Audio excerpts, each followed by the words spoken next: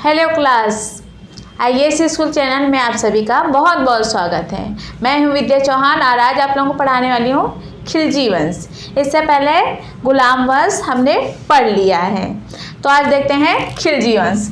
इनका शासनकाल रहा है 1290 से 1320 ईस्वी। खिलजी वंश के संस्थापक हैं जलालुद्दीन खिलजी। खिलजी वंश की स्थापना करते हैं 13 जून 1290 ईस्वी क्यूमर्स की हत्या करके जलालुद्दीन खिलजी खिलजी वंश की स्थापना करते हैं। एक क्यूमर्स है केकुबाद के पुत्र, और केकुबाद ने जलालुद्दीन खिलजी को अपना अंगरक्षक बनाया था। इल्तुतमिश ने दल चालीसा का गठन किया था। इल्तुतमिश ने दल चालीसा का गठन किया था। उसमें सैन्य का कार्य करते थे जलालुद्दीन खिलजी। दल चालीसा के सरदारों में से एक थे जलालुद्दीन खिलजी, जिसे केकुबाद ने अपना अंगरक्षक बनाया था। और इसी केकुबाद के पुत्र क्यूमर्स की हत्या कर देते हैं जलालुद्दीन खिलजी और स्थापना करते हैं खिलजी वंश की। तो संस्थापक है खिलजी वंश के। इनका शासनकाल है 1210 से 1296 ईस्वी। दिल्ली सल्तनत के सबसे बुजुर्ग शासक हैं जलालुद्दीन खिलजी। दिल्ली सल्तनत के सबसे बुजुर्ग शासक।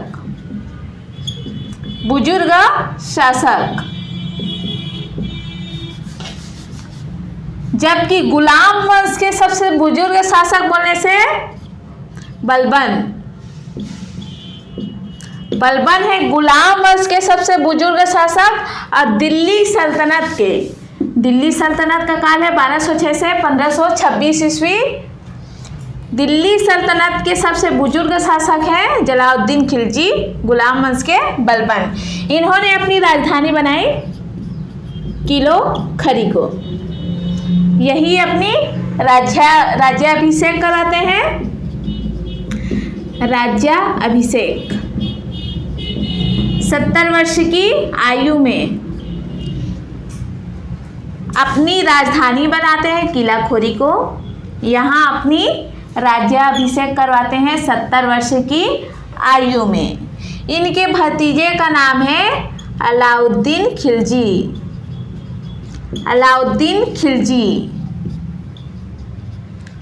राजा तो जलालुद्दीन खिलजी थे, पर विद्रोह का दबाने का कार्य करते थे अलाउद्दीन खिलजी।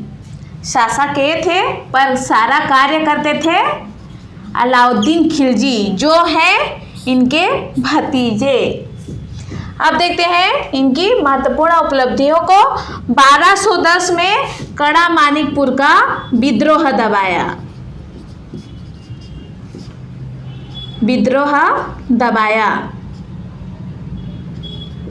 और वहां पर तब सूबेदार थे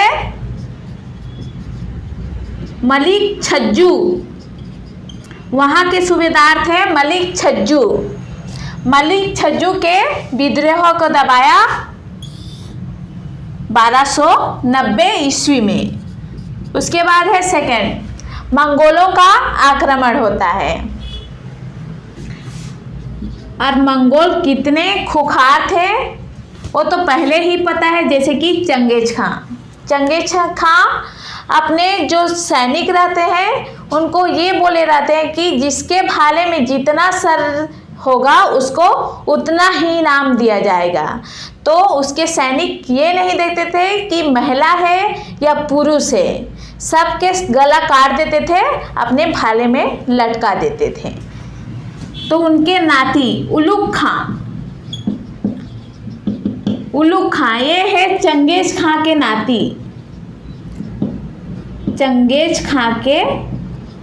नाती। इनके राज्य पर आक्रमण करते हैं, पर ये यहाँ पर शक्तिशाली योद्धा अलाउद्दीन खिलजी इन्हें परास्त कर देते हैं। उलुग खां को इन्हें परास्त कर देते हैं अलाउद्दीन खिलजी, जलालुद्दीन खिलजी के भतीजे।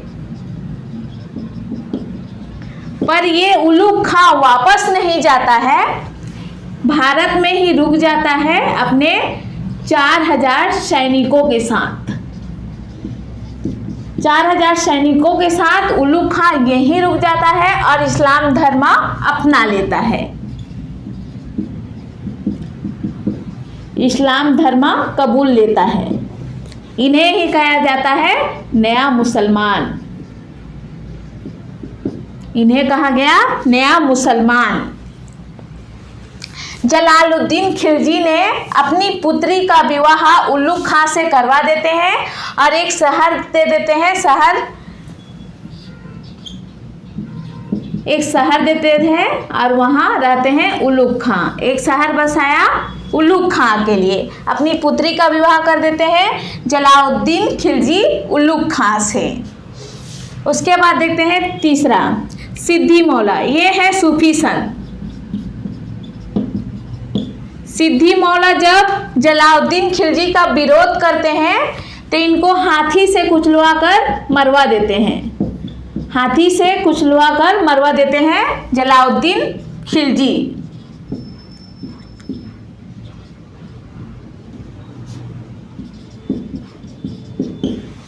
हाथी से कुचलवा देते हैं सिद्दी मौला जो है सूफी संत। देवगिरी व भिलसा का अभियान 1292 में देवगिरी व भिलसा का अभियान करते हैं अलाउद्दीन खिलजी। अलाउद्दीन खिलजी अपने चाचा जलालुद्दीन खिलजी की आज्ञा लेकर 1292 में। उसके बाद देवगिरी पर दूसरी बार आक्रमण करते हैं 1296 में। यहाँ से बहुत सारे धन लूट कर लाते हैं अलाउद्दीन खिलजी।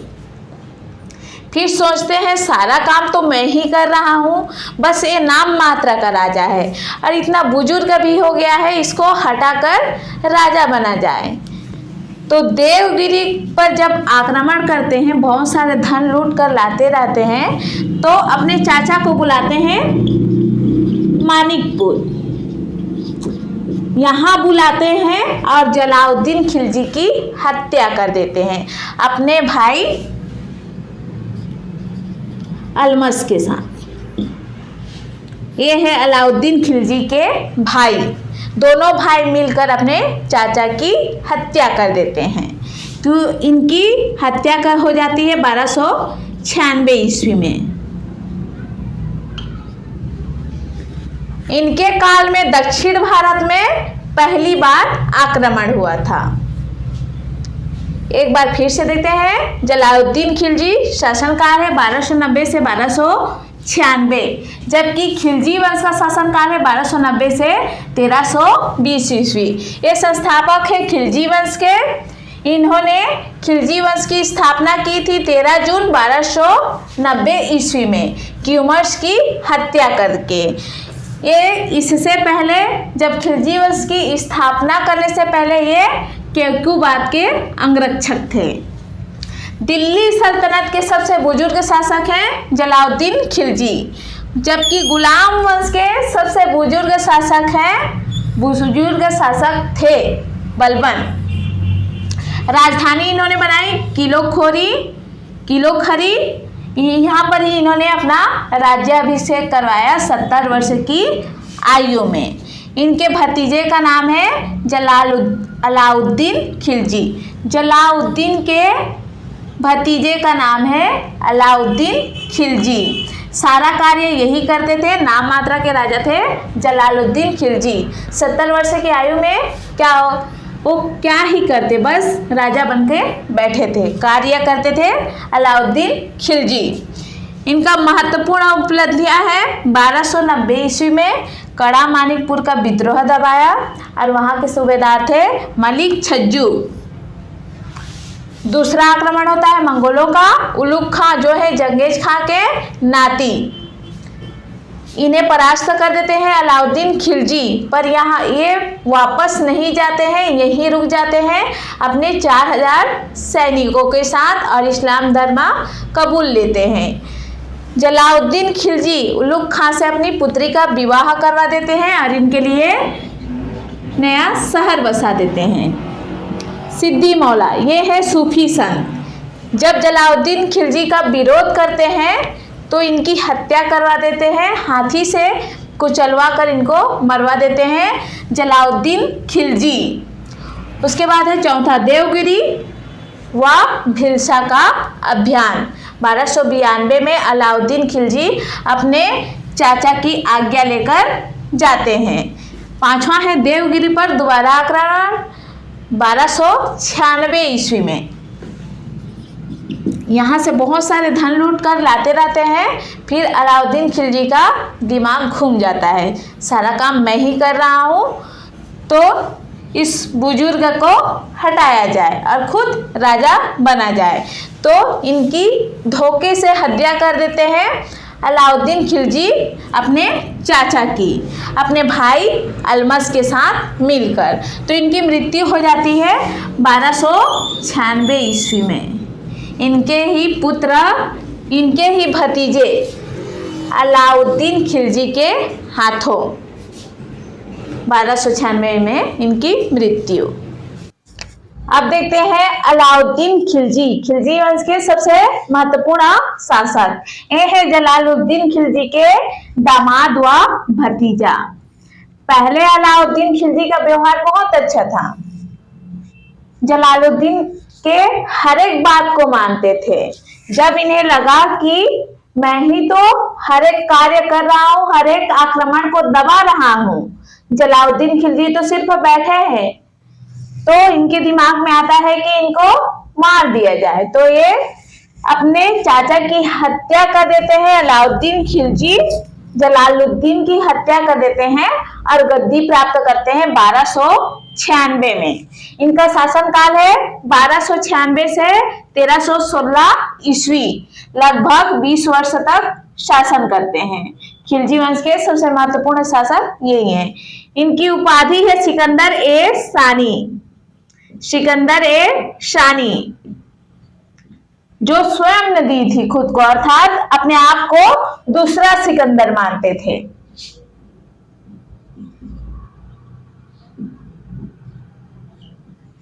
कि मैं हर एक को हरा सकता हूं, हर एक आक्रमण का दमन कर सकता हूं। अलाउद्दीन खिलजी अपने बारे में यही सोचते थे।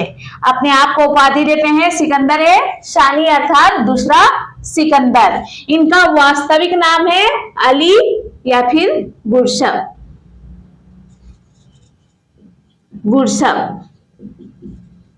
यह है इनका वास्तविक नाम, बचपन का नाम। सुल्तान बनने से पहले ये कड़ा मानिकपुर के सूबेदार थे।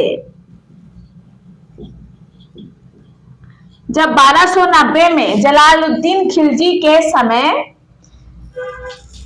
कड़ा मानिकपुर के सूबेदार थे मलिक छज्जू।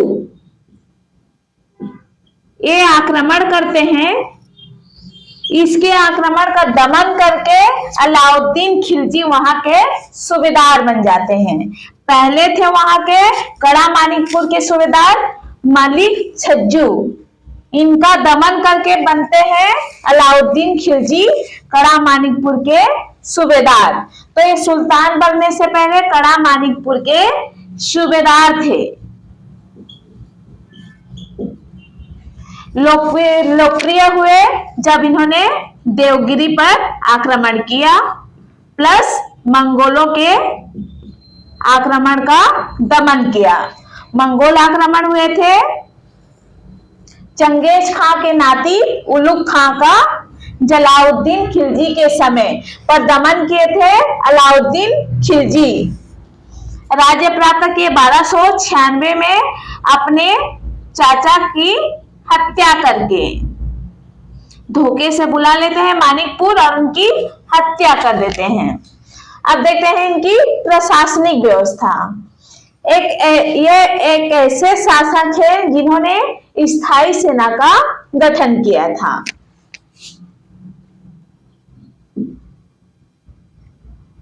सैनिकों के लिए इन्होंने हुलिया व्यवस्था प्लस घोड़ों के लिए दाग व्यवस्था, अर्थात जो सैनिक थे एक ही हुलिये में रहते थे और जिन घोड़ों का प्रयोग करते थे उनको दागा जाता था। स्थायी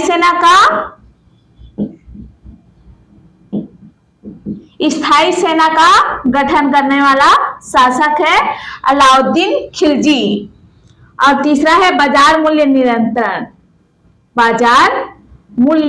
नियंत्रण, अर्थात किसका भाव कितना रहेगा ये सब डिसाइड करते थे अलाउद्दीन खिलजी। जो ये डिसाइड करते थे कि इसका दाम इतना है तो उतना ही रहेगा, उससे बढ़ाकर कोई नहीं बेच सकते थे। तो बाजार मूल्य नियंत्रण लागू किए थे अलाउद्दीन खिलजी। सैनिकों के लिए हुलिया व्यवस्था और घोड़ों के लिए दाग व्यवस्था, हुलिया एवं दाग व्यवस्था बोलते हैं। स्थायी सेना का गठन किए थे। इनके दरबारी कवि है अमीर खुसरो। इन्होंने 7 राजाओं का कालखंड देखा है अमीर खुसरो ने। उसके बाद देखते हैं बलबन की नीतियों पर चलने वाला शासक है अलाउद्दीन खिलजी बलबन की नीतियों पर चलते थे, जैसे राजत्व का सिद्धांत बलबन की नीति है। हर एक शासक को सुल्तान बनने से पहले उन्हें खलीफा की अनुमति लेनी होती थी, पर अलाउद्दीन खिलजी ऐसा नहीं किए थे। वो मानते थे कि हाँ मैं राजा हूं मतलब राजा हूं, मुझे किसी से आज्ञा लेने की कोई जरूरत नहीं है। इसी कारण उलेमा इनसे नाराज होते हैं। उलेमा इनसे नाराज हो जाते हैं। बलबन के द्वारा बसाए शहर जो है सीरी, इसको अपनी राजधानी बनाते हैं अलाउद्दीन खिलजी। उलेमाओं की आज्ञा की जरूरत नहीं मानते थे, ये अपने आप को खुद राजा मानते थे। उसके बाद देखते हैं इन्हें भारत का मुस्लिम शासक माना जाता है। इनकी नीतियां थी जो बलबन की नीतियां थी, अर्थात ये बलबन की नीतियों पर चलते थे। जैसे बलबन ने राजत्व का सिद्धांत दिया था, अपना नियम चलाया था, उसी तरह अलाउद्दीन खिलजी स्वयं को राजा मानते थे। पहले जो शासक बनते थे उन्हें खलीफा से आज्ञा लेना पड़ता था, खलीफा से उपाधि लेना पड़ता था, उसके बाद शासक बनते थे। अलाउद्दीन खिलजी मानते थे कि हाँ मैं राजा हूं मतलब राजा हूं, मुझे किसी से आज्ञा लेने की कोई जरूरत नहीं है। वे धर्म और शासन को अलग रखते थे।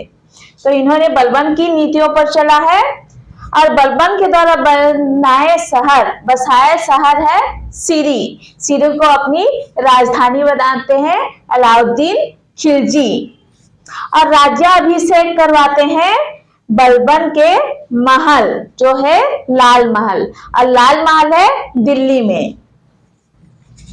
सीरी को अपनी राजधानी बनाते हैं।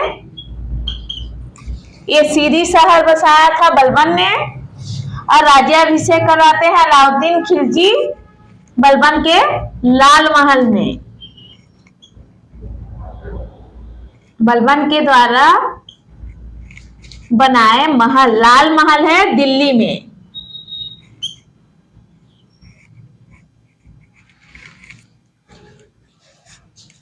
जो इल्मात है इनसे आज्ञा ना लेने के कारण ही ये नाराज रहते हैं अलाउद्दीन खिलजी से। उसके बाद देखते हैं दक्षिण भारत पर विजय अभियान चलाया था अलाउद्दीन खिलजी ने। भारत का ऐसा मुस्लिम शासक जिसने दक्षिण भारत पर विजय अभियान चलाया था। इनके जो सेनापति थे, प्रमुख सेनापतियों को एकदम अच्छे से देखेंगे, जैसे है मलिक काफूर, उलुग खां, इन सबको। इन्हें प्रथम मुस्लिम सम्राट माना जाता है। अलाउद्दीन खिलजी को प्रथम मुस्लिम सम्राट माना जाता है। इन्होंने भू राजस्व कर को 1/2 कर दिया। एग्जाम में पूछा जाता है किसने बढ़ाकर भू राजस्व कर को 1/2 कर दिया, अर्थात जितना आय है उसका आधा अलाउद्दीन खिलजी को देना पड़ता था। तो भू राजस्व कर है 1/2। इन्होंने सोमनाथ मंदिर को खूब लूटा, और जो लूटते थे उनका ये लेते थे 3/4। 3/4 भाग लेते थे। इन्होंने 2 नए कर को चलाया, जो है चराई कर और गड़ी कर। इसके अलावा जजिया कर है, गैर मुसलमानों से लिया जाता था, और जकात कर ये मुसलमानों से लिया जाने वाला धार्मिक कर है, जो उनके संपत्ति का 40वां हिस्सा होता था। जजिया कर गैर मुसलमानों से और जकात कर मुसलमानों से लिया जाने वाला एक धार्मिक कर है।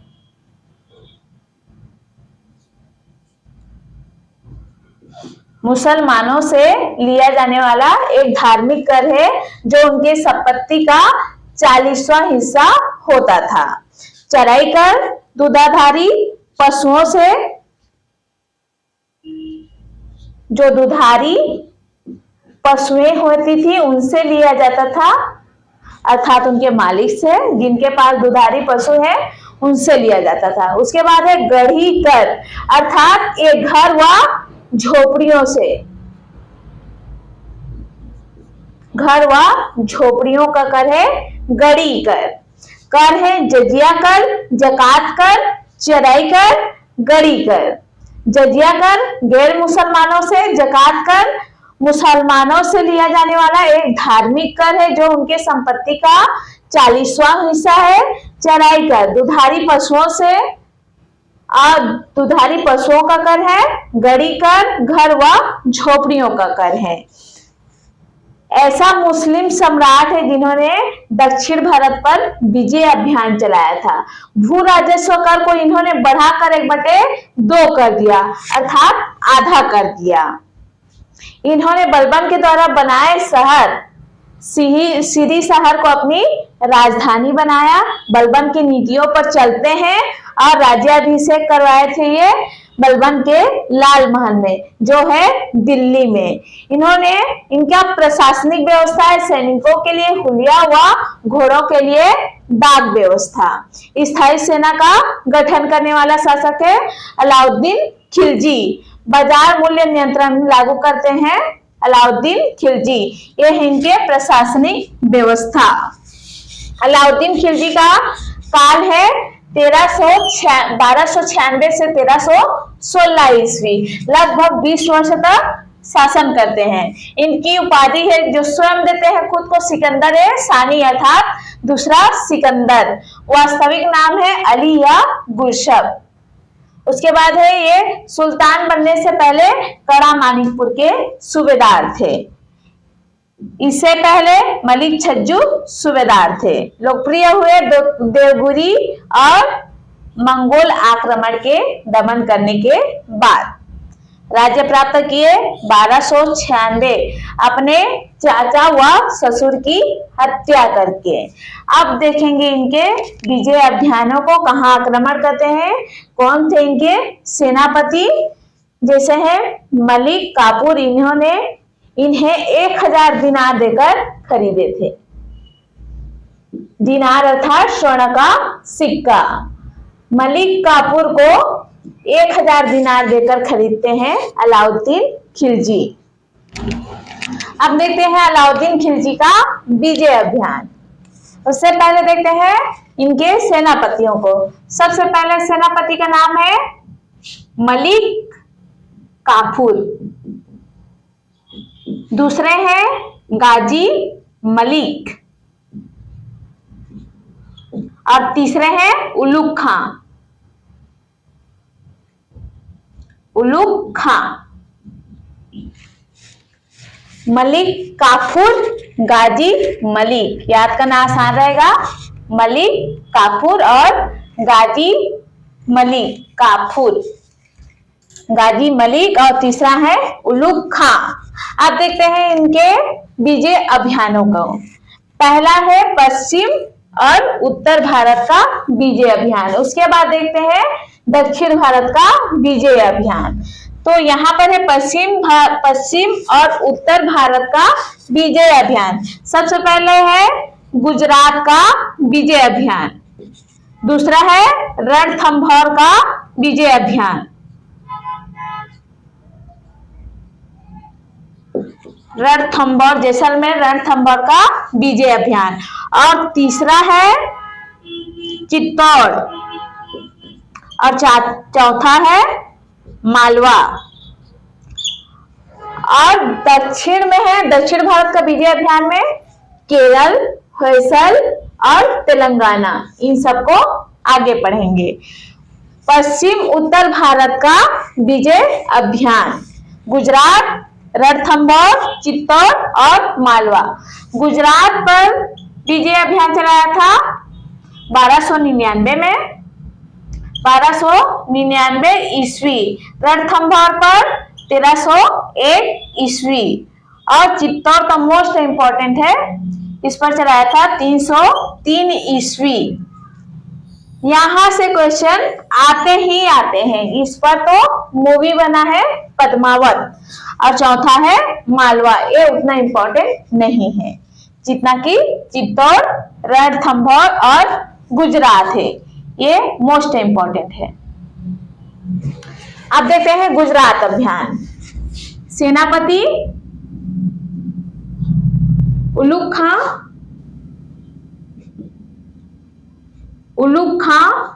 व नुसरत खां। चौथे सेनापति के नाम नुसरत खां भी याद रख सकते हैं, उतना इंपॉर्टेंट नहीं है पर है इनके सेनापति उलुग खां व नुसरत खां।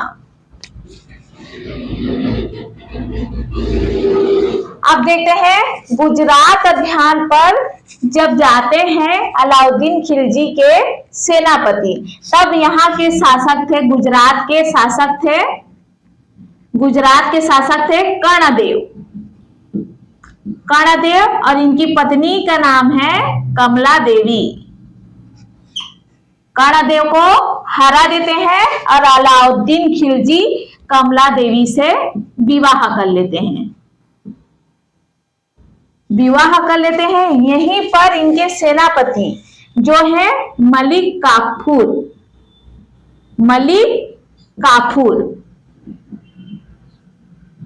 काफूर को 1000 दिनार देकर खरीद लेते हैं। और इतिहास में इनके बारे में पता चलता है कि ये थर्ड जेंडर के थे, अर्थात हिजड़ा थे। 1000 दिनार में खरीदने के कारण इन्हें 1000 दिनारी के नाम से जाना जाता है। 1000 दिनारी, इतिहासकारों द्वारा इन्हें 1000 दिनारी कहा गया है मलिक काफूर को। ये इंपॉर्टेंट है, गुजरात अभियान में ये मोस्ट इंपॉर्टेंट है कि कौन से सेनापति को अलाउद्दीन खिलजी ने खरीदा था। तो मलिक काफूर को 1000 दिनार देकर, अर्थात दिनार अर्थात होता है सोना के सिक्के और रूपक अर्थात होता है चांदी के सिक्के,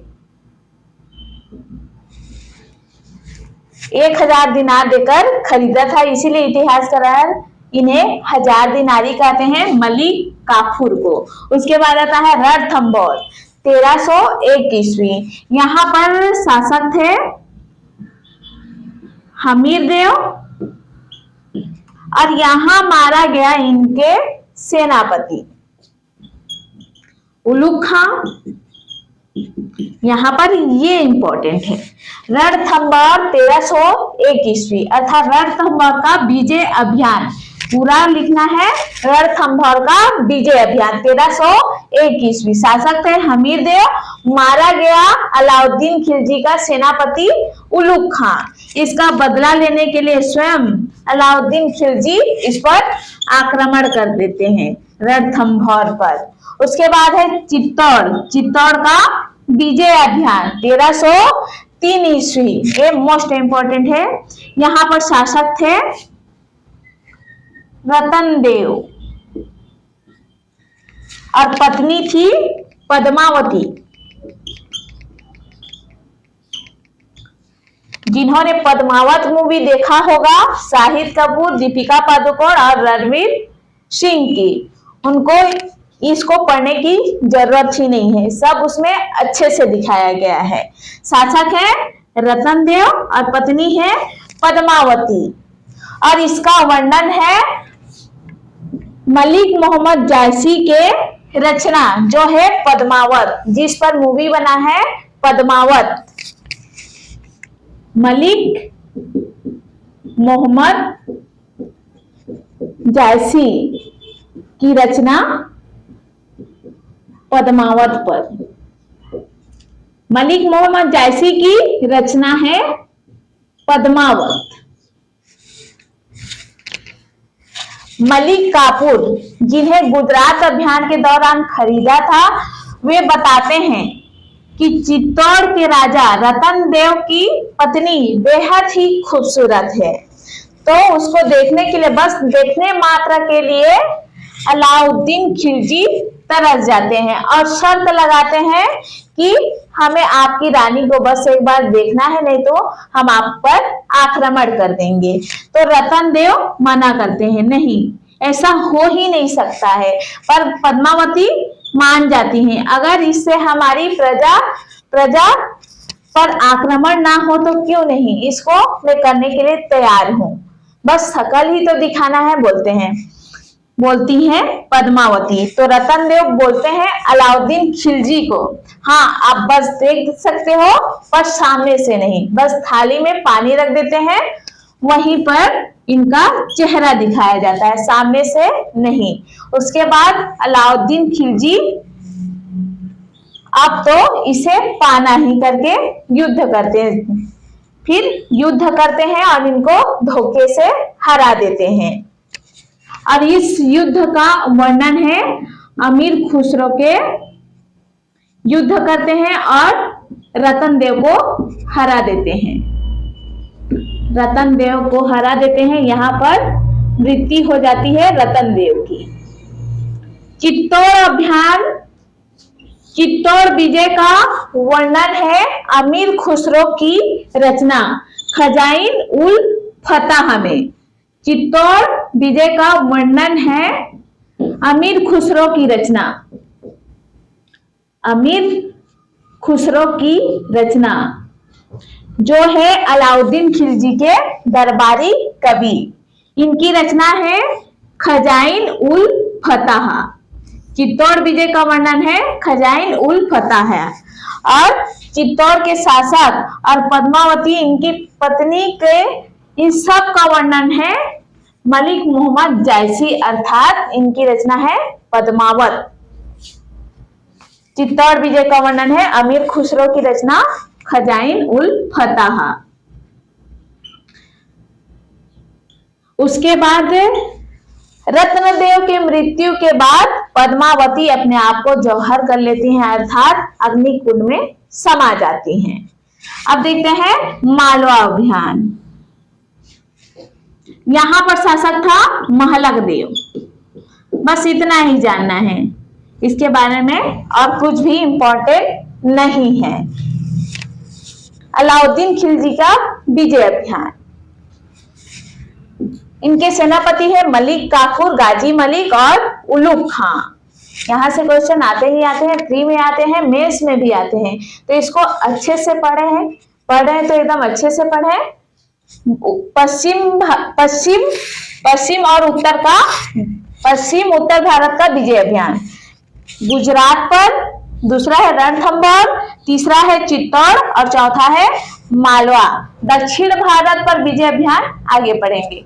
गुजरात विजय अभियान 1299 में। सेनापति थे उल्लू खां, नुसरत खां। शासक थे यहाँ कर्णदेव। कमला देवी से विवाह कर लेते हैं।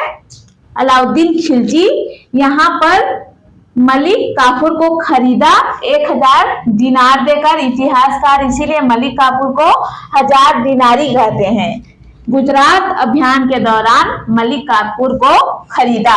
उसके बाद है रणथंभौर विजय अभियान 1301 ईस्वी। शासक थे हमीर देव। मारा गया अलाउद्दीन खिलजी का सेनापति जो है उलूग खां। इसका बदला लेने के लिए अलाउद्दीन खिलजी रणथंभौर पर आक्रमण कर देते हैं।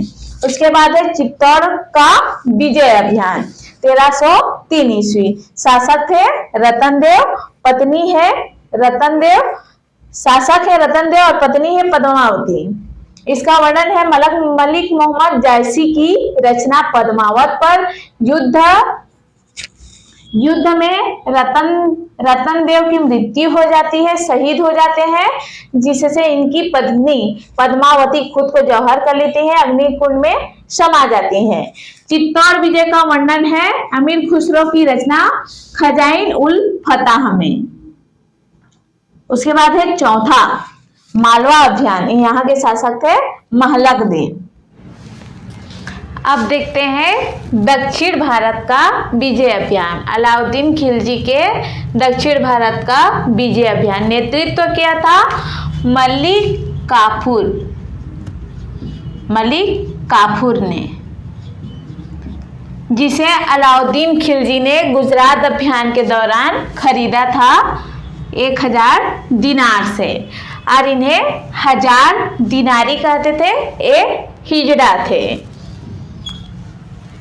तो सबसे पहले दक्षिण में आक्रमण करते हैं देवगिरी पर 1307 से 1308 ईस्वी में। यहाँ के शासक थे रामचंद्र देव।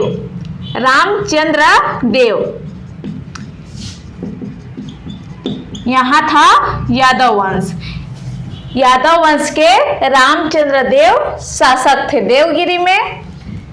जब यहाँ आक्रमण करते हैं, इन्हें परास्त कर देते हैं, तो रामचंद्र देव अपनी पुत्री का विवाह अलाउद्दीन खिलजी से करवा देते हैं।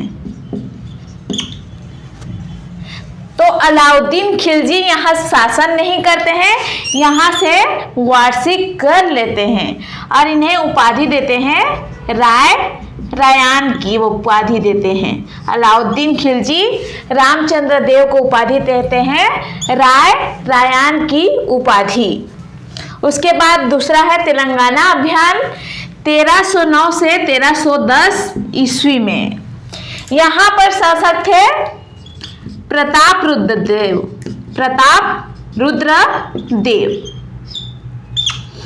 जब मलिक काफूर यहाँ आक्रमण करते हैं तो युद्ध लड़े बिना ही अपनी मूर्ति बनवाकर और उसमें जंजीर पहनाकर भेंट कर देते हैं कि मैंने आपकी अधीनता स्वीकार ली है, युद्ध करने की कोई जरूरत नहीं है।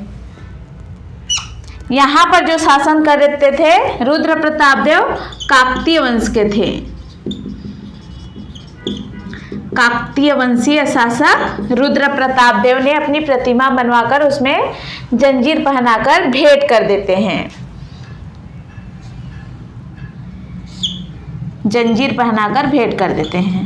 ये यहाँ है तेलंगाना अभियान की विशेषता। और भेंट करते हैं कोहिनूर हीरा का। काकतीय वंशीय भेंट करते हैं कोहिनूर हीरा का।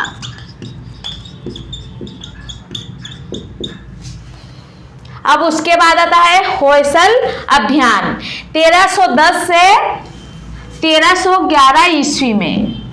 यहाँ पर शासक थे वीर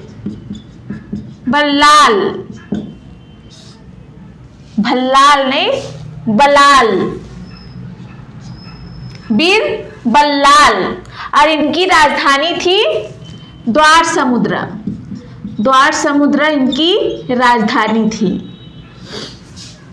इनको भी परास्त कर लेते हैं मलिक काफूर, इन्हें भी परास्त कर देते हैं। उसके बाद है चौथा पांड्य वंश, जो है केरल में।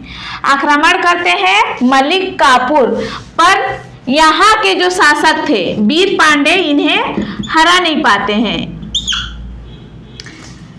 तो मलिक काफूर इनको हरा नहीं पाते हैं, पांडे वंश के शासक को, वीर पांडे को। तो यहाँ से धन लूटकर ले जाने में सफल हो जाते हैं। लगभग जितने भी अभियान किए थे, जहां जहां आक्रमण किए थे, वहां सफल हुए थे। पर केरल में पांडे वंश के शासकों ने मलिक काफूर को हरा दिया था और यहाँ के शासक थे वीर पांडे। मलिक काफूर इनको हरा तो नहीं पाते हैं, पर यहाँ से धन लूटकर ले जाते हैं। आक्रमण करते हैं मलिक काफूर, यहाँ से धन लूट कर ले जाने में सफल हो जाते हैं। ये हो गए दक्षिण भारत पर विजय अभियान, जिसका नेतृत्व कर रहे थे मलिक काफूर। पहला देवगिरी, दूसरा है तेलंगाना, तीसरा है होयसल और चौथा है पांडे वंश, जो है केरल में। यहाँ के शासक थे रामचंद्र देव, जो कि यादव वंश के हैं। यहाँ से एग्जाम में क्वेश्चन आते ही आते हैं। इन्होंने अपनी पुत्री का विवाह अलाउद्दीन खिलजी से करवा देते हैं, उपाधि देते हैं अलाउद्दीन खिलजी। रामचंद्र देव को राय रैयान की उपाधि।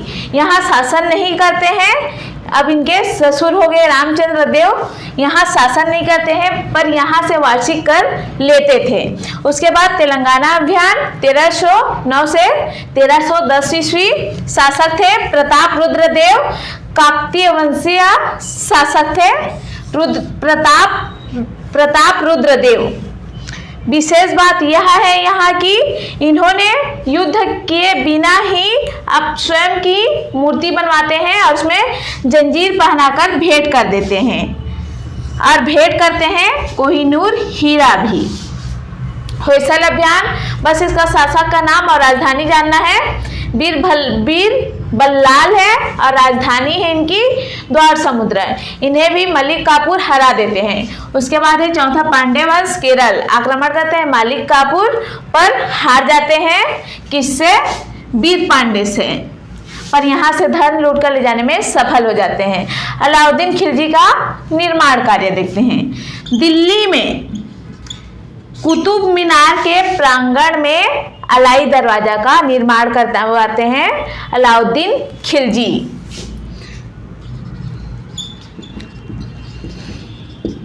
और कुतुब मीनार का नींव रखे थे कुतुबुद्दीन ऐबक। दिल्ली में कुतुब मीनार के प्रांगण में अलाई दरवाजा का निर्माण करवाते हैं। अलाई दरवाजा का निर्माण करवाते हैं अलाउद्दीन खिलजी।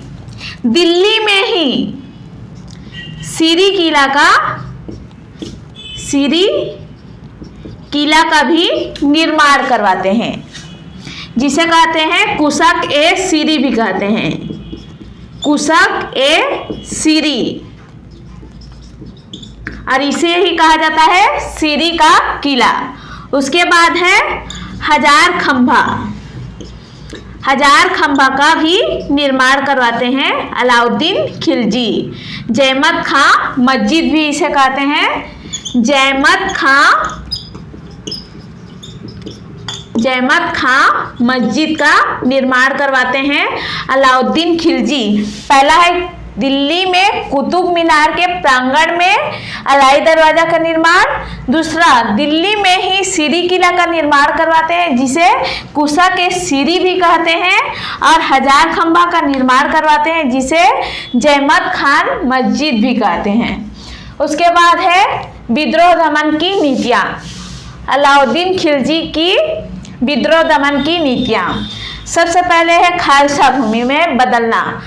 सातवाहन वंशीय शासक जो ब्राह्मण वर्ग थे या बड़े अधिकारी थे, उन्हें वेतन के बदले भूमि दान में दे देते थे। सातवंशीय शासक सातवंशीय शासक ब्राह्मण और बड़े अधिकारियों को वेतन के बदले भूमि दान में दे देते थे। तो उन सब भूमियों को इकट्ठा करते हैं और उन्हें खालसा भूमि में बदल देते हैं। खालसा भूमि अर्थात राजा के भूमि में बदल देते हैं। खालसा भूमि अर्थात ये होता है राजा का भूमि। और जो अमीर वर्ग होते हैं उन्हें एक जगह एकत्र होने में प्रतिबंध लगा देते हैं। उन्हें लगता था कि जो अमीर वर्ग है एक जगह इकट्ठा होकर मेरे खिलाफ षड्यंत्र कर सकते हैं।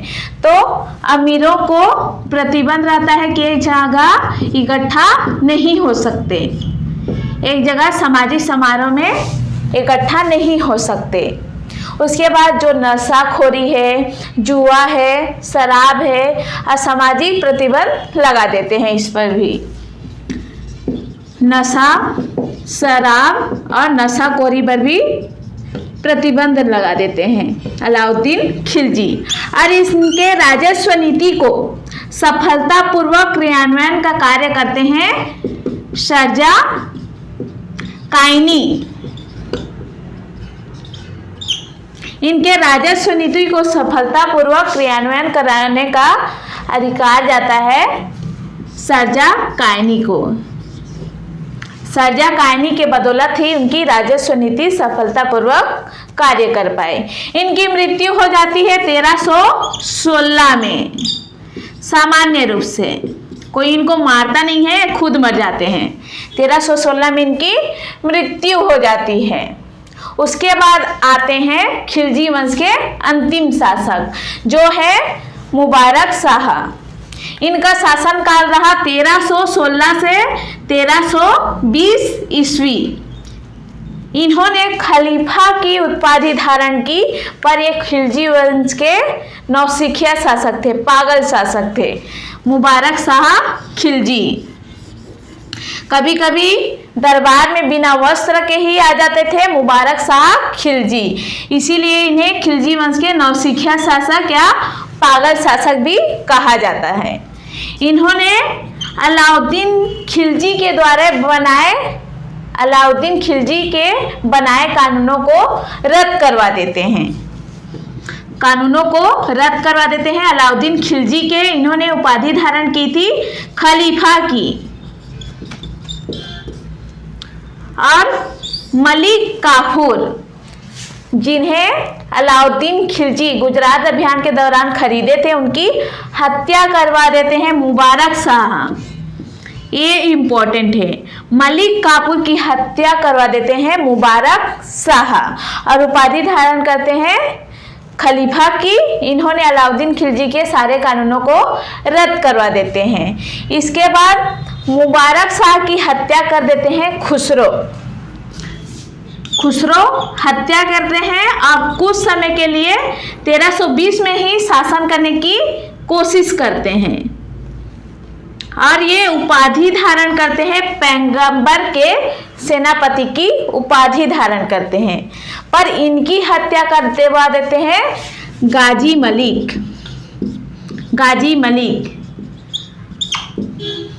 और इन्हें ही कहा जाता है गयासुद्दीन तुगलक। ये है गयासुद्दीन तुगलक। ये हत्या करवा देते हैं खुसरो की और तुगलक वंश की नींव रखते हैं। तो खिलजी वंश के बाद पढ़ेंगे तुगलक वंश।